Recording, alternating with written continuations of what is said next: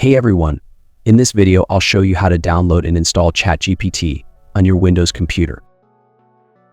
First, open the ChatGPT download page, given in the video description.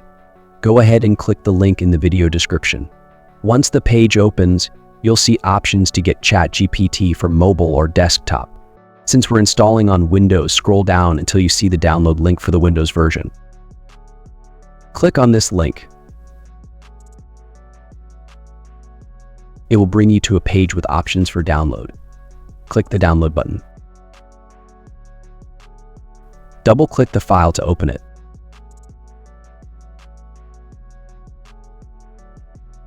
After you double-click, a setup window will appear. Click Install and wait for the process to finish. The Windows app is currently only available to ChatGPT Plus Team Enterprise and Edge users.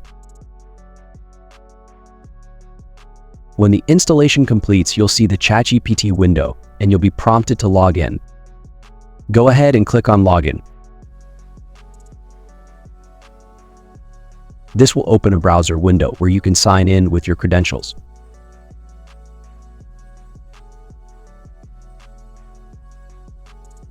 Once logged in, you can open ChatGPT directly from your desktop without needing to go back to your browser.